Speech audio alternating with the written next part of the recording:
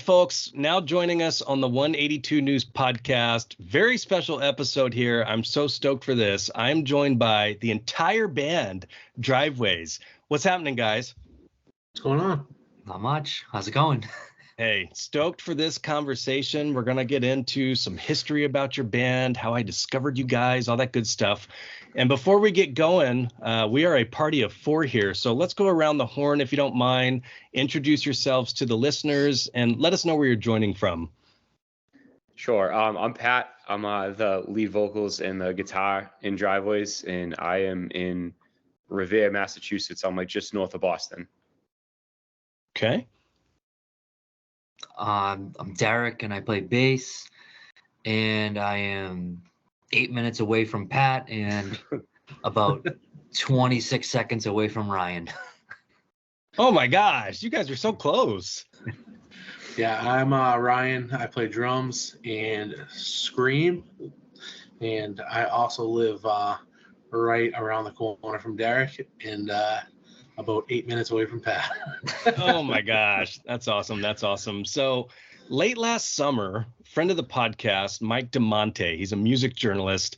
He sends me a text and he's like, you got to check out this band, man. I think you'll dig them. I'm like, all right, let me check out the band. I turn it on. It was October Forever. I pop it on and I cannot stop listening to you guys. I listened to the entire album. I went through your entire discography. I hit him later that night. I'm like, dude, I love this band. He says, well, you ought to check out some of their EPs. They got quite a few EPs. I said, dude, I listened to every single fucking song I could find. I say that because in a very small amount of time, you know, everybody just got their Apple recap, their Spotify recap or whatever. You guys were my number 4 favorite band last year in just a few months. So I'm stoked to have this conversation. I'm stoked to introduce some of my listeners to you guys for sure. And to get started, I got to get a little bit of backstory here. I'm very curious how the band came together. Did you guys know each other prior? Were you in previous bands? So whoever gets us kind of kicked off with the origin story here, go for it. Patty, you got us. Yeah. Well, first off, Ryan, I just want to say thank you. Appreciate that. It's impressive that we snuck up to number 4 with only a couple of months. So definitely appreciate you checking us out and listening to all those songs. But what was I going to say with our origin story? Yeah, just like I'm trying to think of the year. I think it was 2015. Ryan and I had worked on like a couple of songs that we kind of thought were going in a different direction from like a previous project that we had. And we recorded that year our first EP called Side Mirror. And we like sat on it for a little bit, I believe, Ryan. Like it was like a few months or a while that we hadn't put it out yet, right? In 2015. Yeah, because I think we released it in June, but we recorded it like earlier in the year, like in the winter. Yeah, and so we put that album out, or that EP out, and then we had never played a live show, so we were like, we don't know anyone that plays bass, and Ryan was like, I don't know, I can hit up Derek. So yeah, hit up Derek, and then we've just been kind of rolling with it since then. And as far as us growing up together, like we all went to the same high school. We're all from the same town, north of Boston. And Ryan and Derek had played in bands previously for a long time, like mid to late 2000s, early 2010s. And Ryan and I started making music when, I don't even remember at this point, dude. I don't even. Like 2009, 2010. Yeah. Right as my other band broke up, we started making music together and like had a couple different things. We were in like I don't know, we had jumped around forever. Like we like made like a little hip hop, like R&B project together. And then we were like, didn't want to do that anymore. So we made like a folk punk project. You don't want to hear it. We were like, we don't really love that. So we just started making music that we both like and ended up being the Side Mirror EP. So the early stuff that, you know, the previous bands you all were in, I mean, were those hobbies? Did you go for it with touring, or was it always just kind of a side hobby thing? Yeah, I went for a pretty, tried, like I did right out of high school, like didn't go to college, tried to do the whole band thing. Like during high school, actually, me and Derek's bands would just tour on our like school vacations, like February vacation, we would just leave a tour on a Friday and then like come back that Sunday and go back to school. And then the same thing with like the summer, we would leave like a couple days after we get out of school, go for like 2 or 3 weeks, come home, and then like go out a couple weeks later for a couple more weeks. We did that. I did that like from when I was like a freshman all the way until I graduated high school, like just touring on my summer breaks and everything. And then just the band I was in just didn't work out eventually. And that's when me and Pastor started making music. Yeah. Derek, when they hit you up, were you in another band at the time, or were you kind of itching to make music? I think the band which Ryan just mentioned that we were on tour with, I think that was on like the tail end of it. It was kind of like in a lull, and yeah, so I was pretty much sitting around doing nothing. Were you the bass player in that as well, or on guitars or anything? No, I was the bass player. Yeah. Okay. Yep. Nice. All right, so that's cool. You guys have known each other forever, and the timing was just right, it sounds like. Yeah, me and Pat were the same age, so we went to, elementary school together, middle school, high school. Derek, his brother is our age, so we went to school with his brother. But like I've known Derek forever because of his brother, because Derek's a couple of years older than us. But we all grew up in the same town, played sports together. Nice. Yeah, so I'm very curious on this. So influence-wise, when I was listening to you guys, to me, it was such a perfect combination of like pop punk, metal. There's hip hop elements. I mean, there's some hints of emo in there, I feel, in my little elder emo heart. I'm curious, from an influence perspective, let's go around the horn here. Who was it that really influenced each of you as artists to become musicians and do what you do? Ryan, I know you said before we started that we were going to get into Blink stuff later, but I would obviously have to say I would never have picked up a guitar or an instrument in my life if it wasn't for Blink. So I feel like for all three of us, that's going to be one of our top answers is listening to Blink growing up, and just the way, just playing all Tom's riffs and some of Mark's bass lines on like my first guitars and learning through them. That's definitely number one. And then like later on down the road, when I started hanging out with Ryan a lot and hanging out with Derek, I got into some heavier stuff, and some hip hop stuff as well. But I think the number one for me is definitely Blink. What was that introduction? I'm just curious. Obviously, this is a Blink pod, and I'm the biggest Blink nerd ever. So I'm very curious. What was that introduction, or that first Blink album that you were just obsessed with and had to pick up a guitar? It's weird. The first Blink album that I was really obsessed with was actually Take Off Your Pants and Jacket, because I had Enema, but it was like super scratched, and I remember I didn't listen to it as much. Like I couldn't get it to play. So it was definitely Take Off that I was into the most when I was younger. But in terms of like playing guitar, just like playing Adam's song over and over, all the Tom riffs, Stay Together for the Kids, bunch of different stuff. But yeah, Take Off was probably the first Blink album that I was really into. And eventually just by the time like I was in high school and whatnot, like self-titled, was definitely huge too. Yeah. Derek, influence-wise, who kind of helped mold you into the bass player you are today? It's kind of funny. I mean, Pat's definitely right. Blink is probably the number one for all three of us. But for me, honestly, I'm a drummer first. I like playing the drums way more than the bass. And it was always me in my garage playing along to Enema, trying to play whatever Travis was playing. I like playing music that way, but they forced me to play the bass until Ryan, decides to do something, but whatever. No, I'm just kidding. No, but that's how it started with me. I was drums, and then obviously when I picked up a bass, for whatever reason, I couldn't even tell you why. It was just, can I play? What is Mark playing along to them in my garage, and that's it. Yeah. Yeah. Well, it's interesting. I mean, it's interesting you stuck with the rhythm section though. So, I mean, subconsciously there may be a connection there that you were training at the time. You just may not be fully aware of it. Too much pressure. 6 strings, way too much to worry about. I love Mark's quote about why he plays bass cracks me up. He says, "I play bass the same reason everybody plays bass. I suck at guitar." I love that. Ryan, what influenced you on the drums as well as the screams, man. Those are some gnarly screams you got going. Thank you, man. I'm trying to think. I mean, I started playing drums like when I was like real young, like in second and third grade. They had like the school like marching band too, and like I would like play snare drum in that, and I played like drums like through like school bands all the way up until like high school.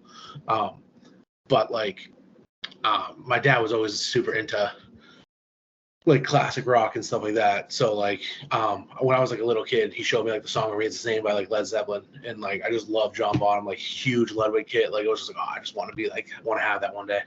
And he like that probably like got me into playing drums.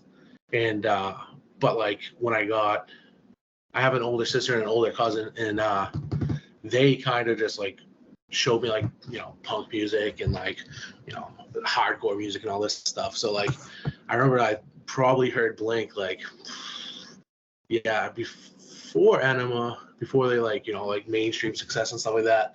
And would love like just listen to them on like, I remember downloading like Cheshire Cat and like all this stuff when I was like super young and like on Kazaa. Like, oh yeah, like, just like stealing music. But Kazaa and LimeWire, like those were the jams. Those were the best. And that's like where I like downloaded tons of songs, but hopefully no one listens to this and God gets mad at me for doing that. But yeah, but I mean, it just sucks because like Travis is a huge influence, but like unfortunately Travis is so good that like, you know, it's a little tough to just try to just be like, oh yeah, I'm just gonna like play all the Blink-182 songs on drums. So it's yeah. Let me just mimic the goat. So yeah, you know, I'd try to play as much as I could, and it would just be like, you know, shitty.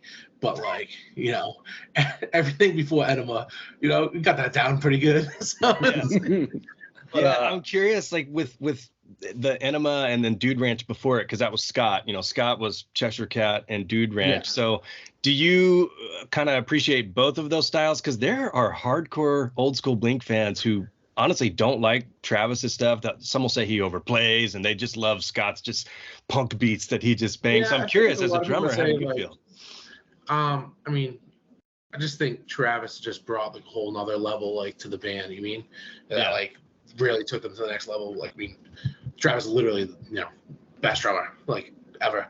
So it's like, but yeah, I love both of them. I mean, obviously, you know, like I think Damn is one of the first songs, like when I got a drum set that I just like learned how to play, and like that might be the only song I knew how to play for like 3 years, which is like, I'm just gonna play this song over and over again. You mean like, and then from there, like I learned how to play like other stuff. But yeah, I just love Blink, just throwing my headphones on, play my drums downstairs, like trying to play along to as much stuff as I could. But like, you know, like, and then when it comes to like the screams, I just used to listen to like a lot of heavy music. Well, I still do, but I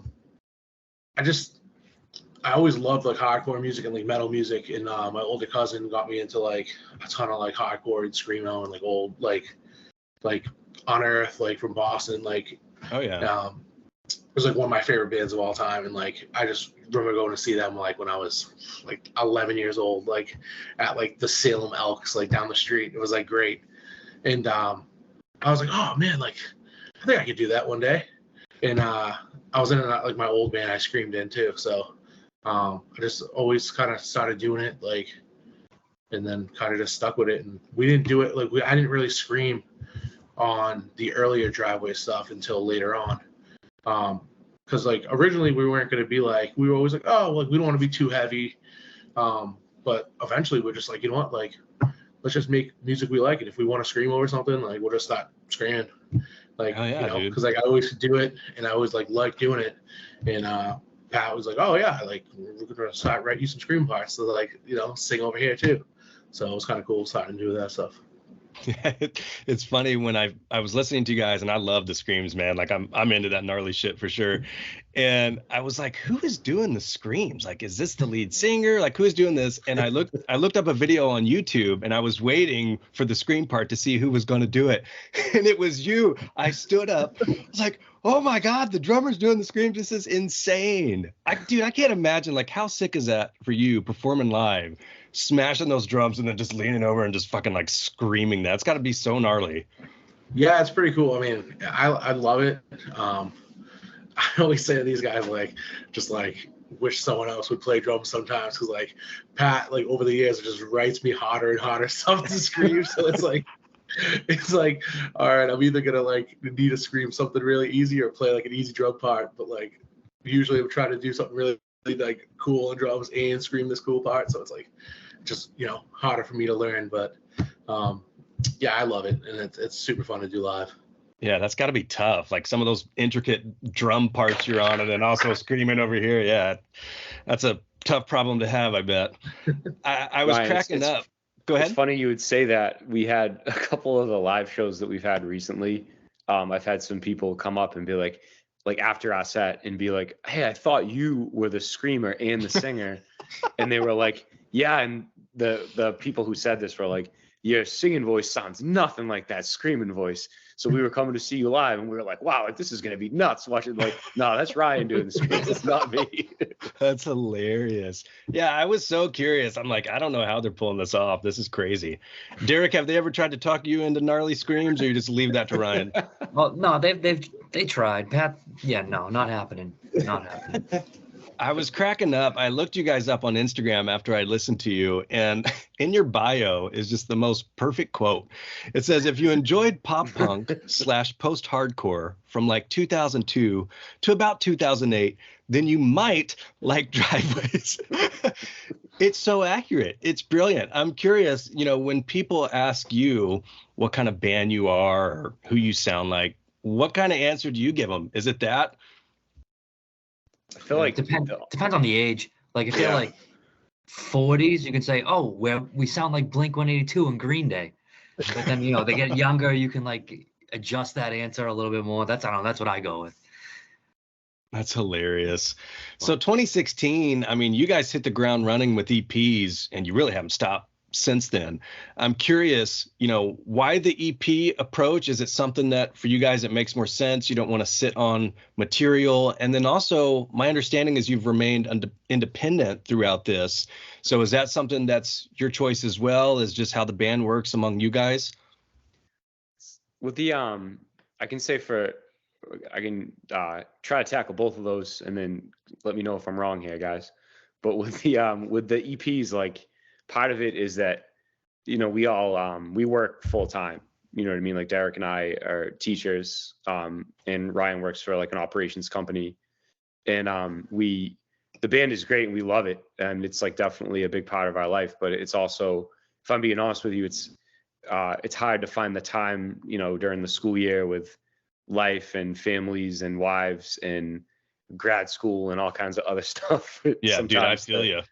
To commit. Oh, I know. You were saying the other day, like, work is brutal, and I'm sure it's the same for you doing this podcast. It's like a commitment, right? And it's just like, so there have been some times where we've tried to be consistent with music every year, and obviously the big thing that we try to do is put out something every fall. But there have been some years where we've had more time, or maybe ideas are kind of coming together quicker, or on my end, like some of the demos are coming together faster. And like the year we did October Forever, that was like the year that COVID first really hit.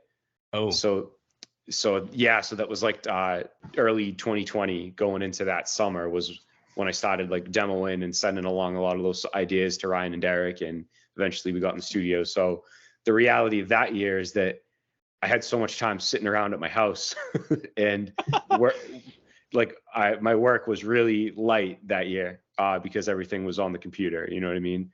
Yeah. But different years, I think if it were up to me, if I had the time for it, I would prefer to do a full length over anything, aside from maybe the Epilogues releases we've done. But yeah, so the EP thing is more like a practical, like, what can you get done with the time that we have between, we put out something in October, and then usually a recording starts and like our demos will start in like the late winter, spring into the summer, and then however much you can get done with like shows and work and everything, Yeah, totally. And I know like another thing we talk about, Pat, is like we always joke about like sometimes on a full length, like you have like filler songs, and like every time me and Pat talk about like oh, like what's the next thing gonna be? Like, is it gonna be an EP? Like, we're gonna do 4 songs and do 8 songs. It always starts off at like, let's just write 3 really good songs, like 3 singles, and put them on an EP.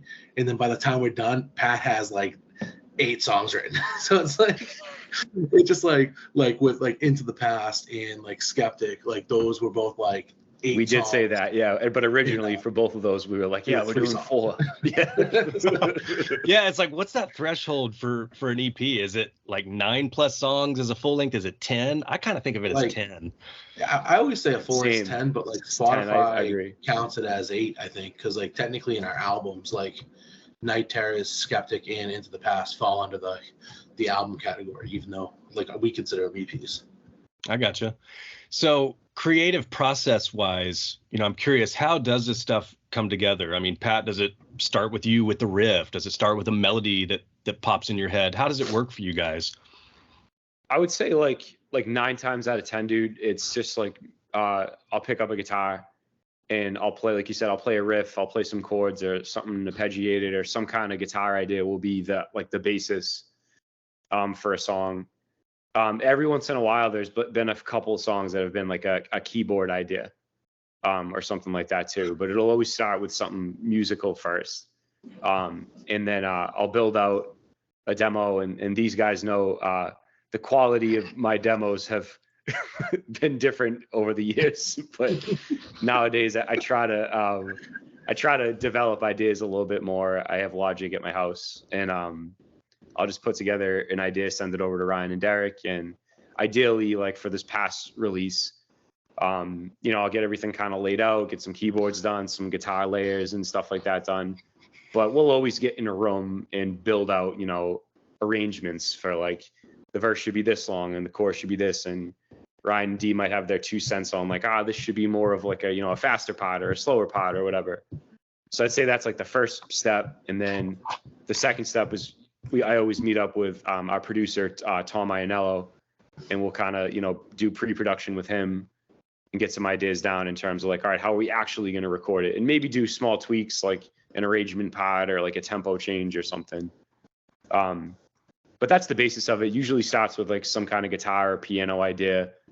And then I'll try to, I'll sit at my couch for 5 hours and try to get it on a demo and make it sound decent enough so it doesn't sound horrible. Yeah. And then we all kind of build it out from there. My understanding is you've worked with the same producer throughout. Is that accurate? That is. Yeah. Okay. Yeah. He's all 3 of us is our friend Tommy that we've worked with the whole time. Yep. I mean, the way your stuff sounds, I mean, it is just perfect. I mean, does he work on a ton of other bands or anything? I mean, this stuff's unreal. He's really talented at what he does. I mean, he has some other people that he definitely works with. And he's done some, right. He's worked on Transit back in the day. Yeah, Transit. He works with like 4 Year Strong on some demo stuff. He did some stuff with 4 Year Strong, and he's got a lot going on now. So, but luckily he's like our friend. So like Ryan and I can just like, and he lives close by. So damn. He also lives in the same town as us. So Oh my gosh. Well, I mean, I can't imagine how rad it is for you guys to nail that relationship from the get-go and not have to worry about that. Because for a lot of bands, man, like finding the right producer, or you can't find somebody who can nail your sound and all that stuff. I mean, that's a big W for you guys to be able to find the right dude who's your friend, who's nearby. I mean, that's awesome. Yeah, me and Tom, we've known each other for like ever. We were actually, so he was in my old band. We were in a band together. Oh, rad. So that's how like we kind of have that connection. So, and like he always recorded, like he started recording like very early on, like in his like living room and his like computer room, like just had like Pro Tools and like one microphone, and then it like built into like he has got a whole studio now in his house. So, it's like cool to see how far he's come too, and like especially with like all the releases and stuff I've worked with him on, and like it goes back to like I think the first thing I recorded with Tom was like back in 2004. So like talking 20 years now. So and he did everything right. He did 13 and D. He did some Ashland stuff, right? Like He did it all. Yeah, he did it all. Yep. Yeah. Wow. He's the OG around with. So I love that kid, and he's definitely someone that I just like, I'll send demo every time I have something to send. I send it to Ryan and Derek, and then I'll send it to Tommy. You know what I mean? So he's definitely, you're right. Like, we're fortunate that he's in our town and that he's a friend of ours. Yeah, yeah, because the production on this stuff, I mean, it sounds big. I mean, it sounds just like $1 million producer would sound, man. It's that good. I'm sure he'll appreciate that. So Yeah, yeah. he will. Yeah. Tell him I give him mad props for sure. October Forever, you mentioned it earlier. I mean, that was the first full length. My understanding, 2020 sounded like you had a little bit more time. We got some lore there. I didn't know that, so that's cool. Although not cool with the situation of the world at the time. The October Forever song, I think if somebody just stumbles across your band or searches that, that's probably going to be the #1 song that pops up. I'm curious from a creative aspect, how did that song come together? Was it the melody? Was it the lyrics? How was that one born? It's funny, Ryan, when we when all right, so when those demos were like, when I was working on those and sending them back and forth to the guys, like that the little guitar riff at the beginning of October Forever was the first idea that I had for those songs. It goes back to when we were doing the previous stuff we had done, the EP we did called Skeletons. In Epilogues before that. October Forever was an idea I kind of had bouncing around, but I don't know why I did this, but it was the last song that we did. Like, that was the last song. Right, do you remember, like, the last song we finished? Yeah, was so October Pat Forever. sent me like 12 songs, but they weren't that one. And it wasn't that until like the last minute. He's like, "Hey, I got the song. I think it's gonna be like the title track," and that was the last song that he sent as a demo. So that song, like, to us, like, still, like, that's like what we close with, and like when you see us live, and like it's probably one of our most popular songs, and I mean, it would like borderline didn't even almost make the CDs. Oh like, my gosh! It was just one of those things. It was just like I probably showed it to the guys like a long while back, and it was just bouncing around. And then in terms of like the lyrics and stuff on that, that full length, I had already used, the kind of recurring lyrics in some previous songs, but I kind of was like, oh, this is what they're from. Like, those lyrics are from this little chord progression. So by the time we actually put that song together and kind of made it, I feel like we kind of had like what's the word I'm looking for? Like a sense that it was we were like, we had to do this justice. Like, this is the title track. So we tried to we gave that song a little extra attention, I guess was what I'm trying to say. Yeah. On that CD. Did that earn the title track on its own, or kind of vice versa, building around it? That's a good question. I think like Ryan said, I think we kind of had it like, I think it was maybe a little bit of both. I think I'm pretty sure like we wrote, like, Pat came up with the name for the album like early on, was like, hey, I want to call the album October Forever, and I want to release it in October. And that song was the last song, and he's like, oh, I want to call the song October Forever, and it's going to be the last song on the CD. Yeah.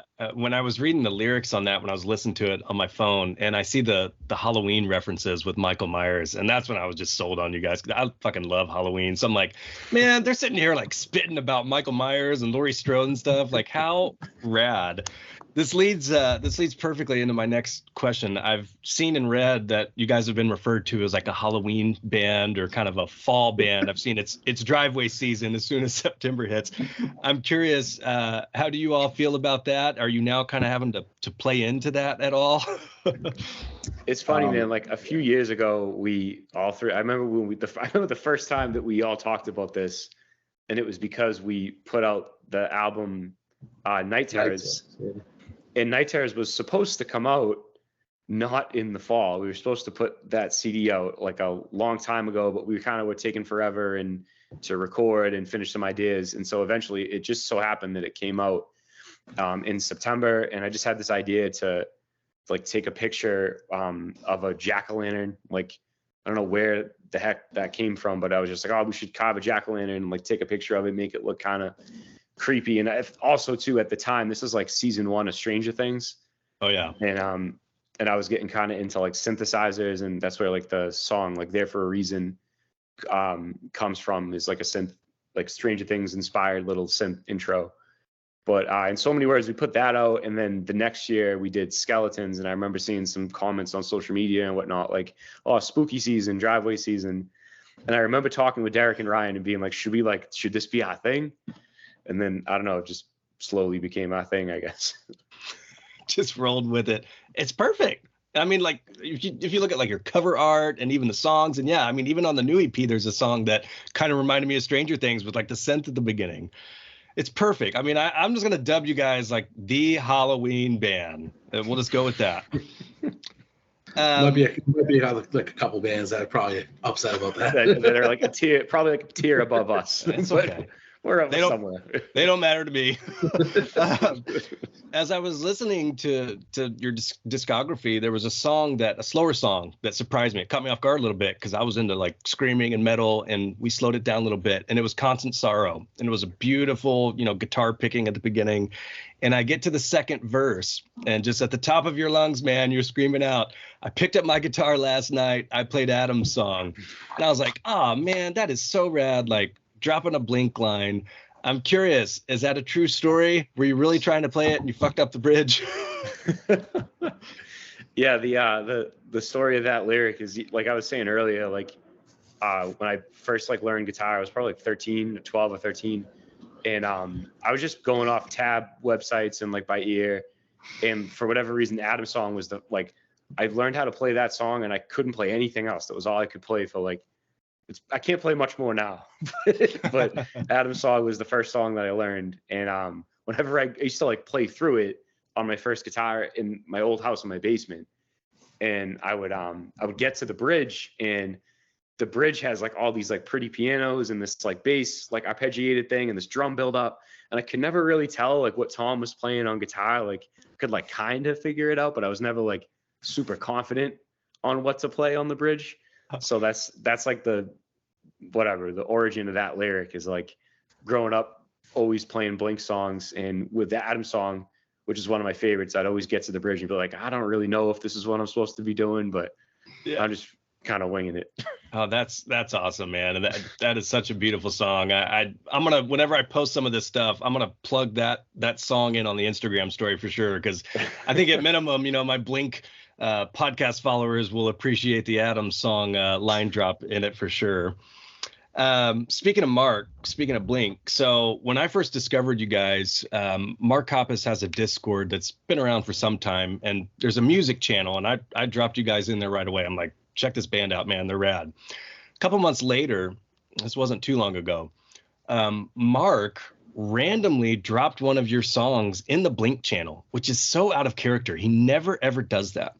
And I replied to him and I said, I was so stoked that he mentioned you guys. I said, dude, I love that band. I said, they name drop Adam's song in one of their songs. And he said, like, no way, or did they really, or something like that.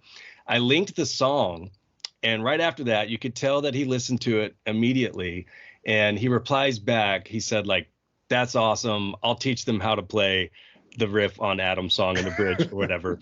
I sent that to you guys right away. I was like so stoked about that. And then right after that, he has you guys in his Instagram story, which is awesome. Like, I can't imagine how rad that is for you guys. And then I think what was also super rad is seeing like your followers were so fucking stoked for you guys that all day it was just like, Mark Hoppus noticed you and put you in his story. I mean, how cool was that for you guys? That was the coolest moment of this band by far. 100%. I got a text from D at like 8:00 in the morning, and he was like, guys, like holy shit, like you gotta look and see what's going on. And I was like, what is it? Like, did something happen? Like, and I saw Mark said that, and I was like, just like to have one, like, I'm sure I like speak for all three of us, like to have one of our childhood heroes, like, and still like idols in music, like the big three, like Mark, Tom, and Travis, like shout us out in any way. I sent it to a few friends, and they immediately were like, did you Photoshop this? Like, did you fake this somehow? Like, it's just like, there's no way Mark's listening to your terrible music. But, and then Ryan, we saw your DM. I wanted to say thank you so much for sharing that with him on Discord. I had the same reaction when you sent the screenshot. I was like, oh, he must have actually got to the second verse of the song. Like, he didn't shut it off right away. Yeah. Yeah, dude, that was so rad, man. Derek, It how'd was that so make you cool. feel? Yeah, I mean, I saw that, like Pat said, it was like 8 in the morning, and I was we were teaching. I was teaching like in the middle of teaching, and I happened to see like the notification. I had to step out of the room. My hand was like shaking. I was trying to like text the group really like it's like I was so close to calling Pat, but I was flustered at that part. Definitely. I mean, a stamp of approval right there. And it's not like it's not like you're on his label or he was paid to put that in his story or something like that, man. That was like he genuinely like loved that song so much that he wanted to shout you guys out in his story. And I mean, you guys probably follow him. He doesn't do that a ton. I thought that was rad. It was like Yeah, it beyond was awesome. so kind of him to do it and just give us that exposure and just meant the world personally that like I said, Mark Hoppus, like every time the three of us talked for a week, it was like, dude, Mark knows us. You know what I mean? Like, Yeah. Yeah, nuts. and it's little stuff like that. I mean, Mark has consistently done this throughout the years, but it's little stuff like that, man, that he knows what that means to smaller bands or whatever. So, just any exposure he can give you guys, I think it's fucking awesome. And then I thought it was so heartwarming, man. Like your fans seem really rad and super invested. And they were just pouring out so much love that day to you guys. My heart felt so warm that day, man, for you guys, because like this is fucking awesome. This is really cool. I wanna switch to the latest release a little bit here. Epilogues II. You can't make this shit up. It came out on Friday the 13th, right? In October. Oh my gosh. Did you guys have that penciled in as like, no matter what we got, it's coming out that day? I think we guys. Did we say we wanted? Was that? Yeah, I we can't even like remember. we tried to shoot for that day, but like we were like, oh, if it can't come out, then we'll push it back. But Yeah. Yes. I think we were like, oh yeah, Friday the 13th, that'd be cool, especially in October. So Yeah, the new EP's out. What can you tell us about how this came together? It's, a sequel in some capacity is my understanding. And you guys have done this. I've read like you have kind of true sequels to songs and such. So what can you tell us about how this song or how this EP came together? Yeah, it was definitely like in 2020 we put out an EP called Epilogues, and the idea of that EP was to kind of like you said, like makes like almost like a sequel or a part two or like a continuation of an idea from a previous song. And I feel like we got some cool like feedback from fans and like people that liked like some of the connections in the songs like between each other and whatnot. And we've kind of done some other stuff like that, like outside of the Epilogues EP with some repeated themes and things like that. And then for Epilogues II, the God's Honest Truth is I was just kind of was messing around with what would eventually become the song Resurrect.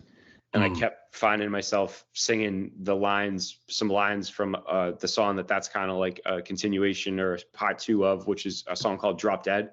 And I just kept singing. This might just be out of laziness. I just kept singing lyrics that we already have. I was like, I don't know. I remember I texted Ryan D.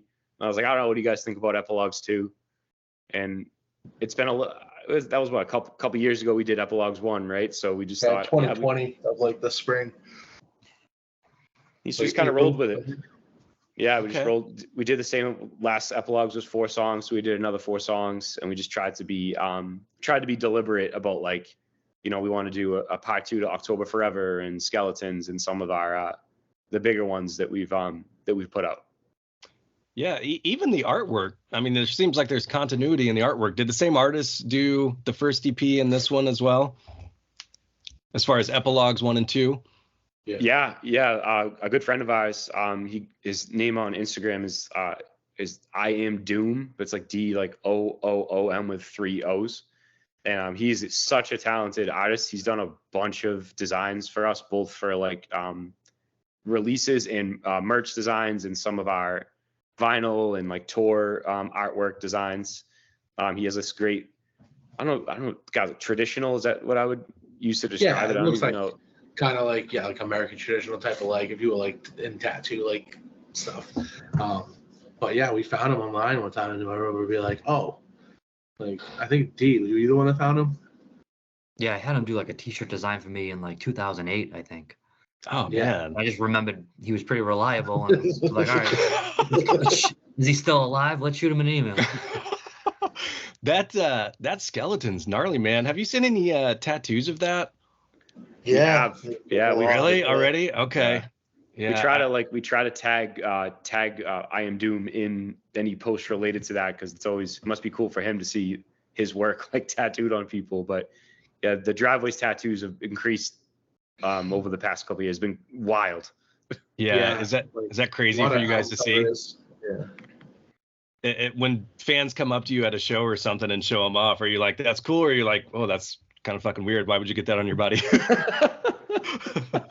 No, what's cool, they show us like some of these tattoos, and it's like of the most randomest stuff from our artwork that you would never think, like a little pumpkin that's on like the October Forever artwork.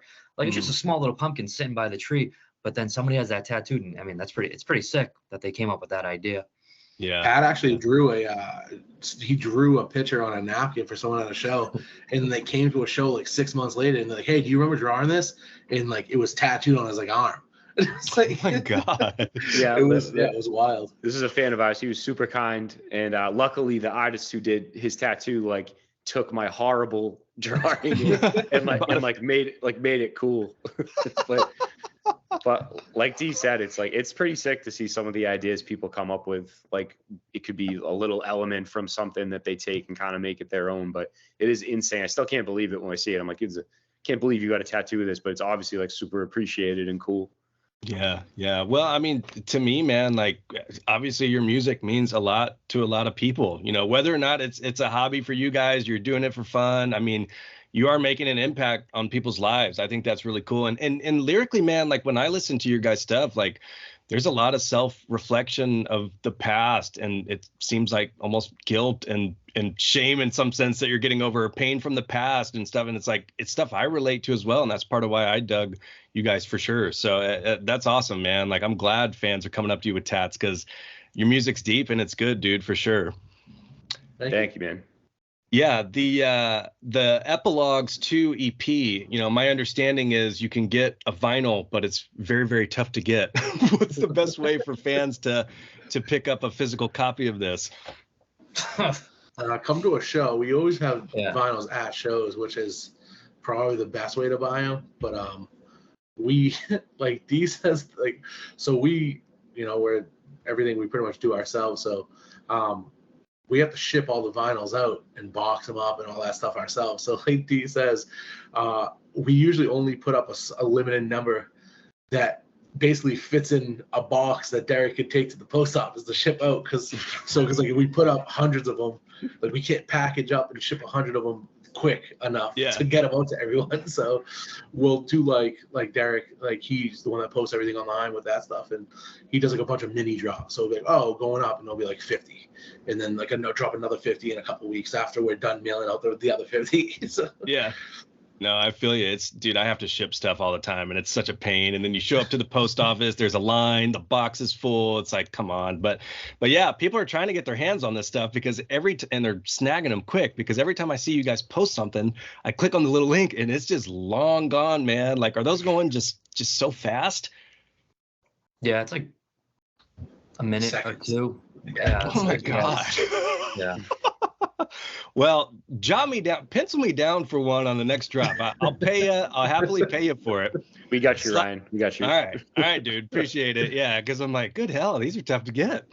I was talking to a few people at a show we had recently, and they were like, they asked a similar question, and they were like, are you guys trying to like build, what's the word? Like, you're trying to draw more people to want the vinyl by having a limited supply? I'm like, no, we just can't afford it. Like more demand. Yeah, exactly. That's the word I was looking for. Artificial demand or something. It's like we just can't swing getting a lot of them, and it's really hard to ship. Yeah, and I mean, as far as like physical releases, you guys, because that's one thing with EPs. I just thought of this. A lot of times EPs don't have a physical CD or vinyl or anything. So as far as like physical releases for you guys, have you had one for each or just a few? We're getting there. The goal for this year is to get, so we probably have half of our stuff out on vinyl so far. Okay. And the goal for this year is to get the rest of the stuff on vinyl. Okay. Even like the first EP in like the small little acoustic EPs, everything. We're just gonna get Rad. everything on vinyl. I think people will be stoked to hear that. And, you know, from what I've heard, vinyl plants are 8-9 months backed up. So I don't know who you guys go through, but it's not as easy as some people think to just spit out 500 vinyl and throw up on your website. So, all right, dudes, that's awesome. I think I'm going to transition to some rapid fire and then I'll get you guys out of here. This was such a pleasure. I really enjoyed this. Let's go around the horn. Let's start with you, Pat. I'm going to circle this back to Blink. Best Blink album of all time. Untitled. Okay. Derek? Enema. Ryan? Animal. Ooh, okay. Favorite Blink song of all time? We'll do same order. Go for it, Pat. That's so hard. I would say Here's Your Letter. Banger. Derek? My number one is Happy Holidays. Oh my gosh, going with the joke song. Unreal. Good. Ryan, what do you got? Stockholm Syndrome. Yeah, you guys are going with some Untitled bangers. Okay. Dream collab. You know, if Driveways has a chance to collab with any artist on the planet, who you going with? Not including Blink or including Blink? It seems like, I was just thinking in my head, it seems like Blink's the obvious answer here, but you can include Blink. Blink. Blank. Yeah, And Ryan. definitely Blake. You know, obviously it would be the best if Travis ever wants to play just drums on the whole album. You know, I'll just take a backseat. You know, I'm curious. You know, a band like you guys, and this is a learning point for myself and the listeners for sure. What is the best way, genuinely, to support a band like you? Is it buying the vinyl? Is it showing up to the shows? Is it throwing a song in their Instagram story? What is it that truly is the best way to support you guys? Honestly, anything. Just even when people just message us and stuff is just awesome. It doesn't have to be, you know, money related. Like we said, we all have jobs and stuff, but we do this because we just love playing music. You know, we're not like playing music to just, you know, like it's not a job to us. We just try to, like, we're taking time out of our lives to physically just go play music and stuff like that. Like we all like have families and like stuff going on, but at the end of the day, we just love playing music still.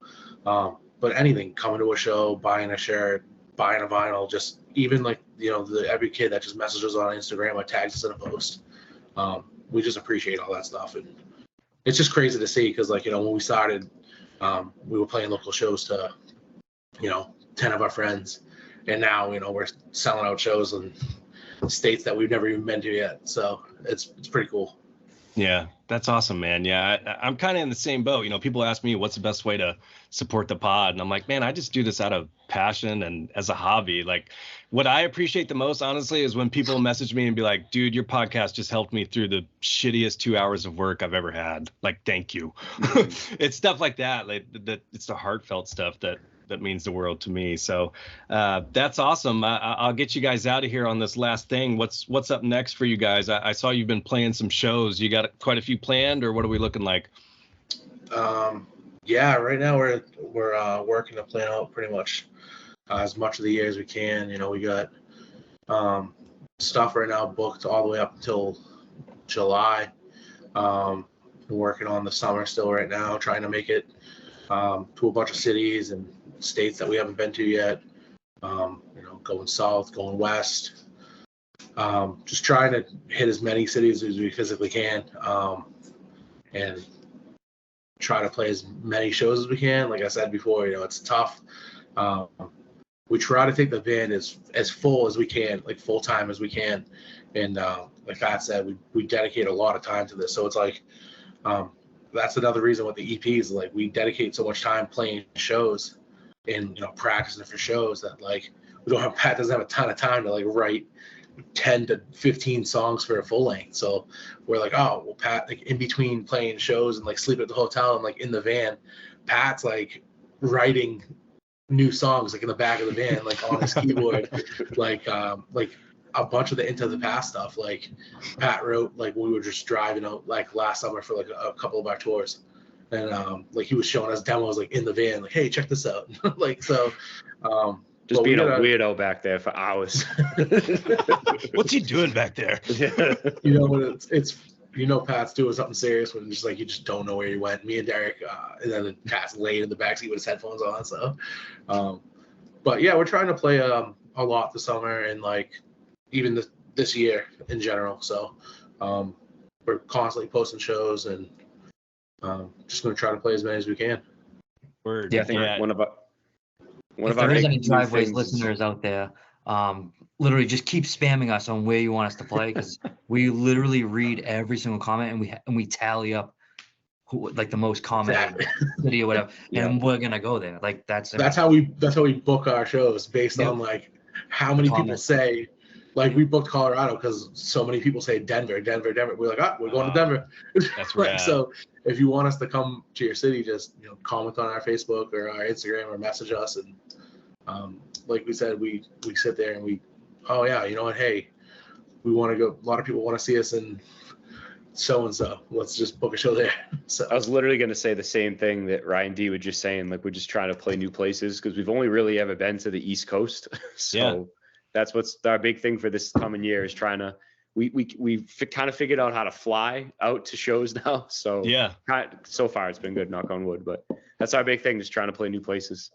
Yeah, that's awesome, man. Yeah, if you guys are within like a 5-hour radius of me, I'll be there. I'll try to make it happen. But I've never been to Boston. I've never been to New York. So I'm in Southern Indiana, dude. I don't venture over that way too often. But that's all right. So I hope people catch you out on tour. Check out their new album or EP, Epilogues II. It is out now. And then what I'd love to do, I don't know if it's possible, and I haven't done this on the podcast before, though. I'd love to plug in a song at the end of this. Do you think we can make that happen or no? Maybe. yeah, Absolutely. definitely. Okay. Yeah, 100%. So to introduce, this is the luxury of not being on a label. If you're on a label, folks, they will flag this on YouTube and you will not be able to hear this. If you're not on a label, you can get your song at the end of this podcast. Yes. Yep. Okay, so let's do that. This will be fun. So here's the question. If you're going to have a song, somebody wants to listen to one Driveway song that you think kind of encapsulates everything about you guys, what song are we going to go with here? I'll let you all introduce it. I would say October Forever. Yeah. Do you Yeah, want us to introduce it? Yeah. Yeah. This song was voted by Driveways, all three of us, 3 for 3, October Forever. Here it is. All right, here we go. All right, October Forever. We're going to plug it in right here. Driveways as a whole, this was such a pleasure, guys. Really enjoyed this. Thank you Thank very you so much. much, Thank you. Ryan. Thanks. No problem.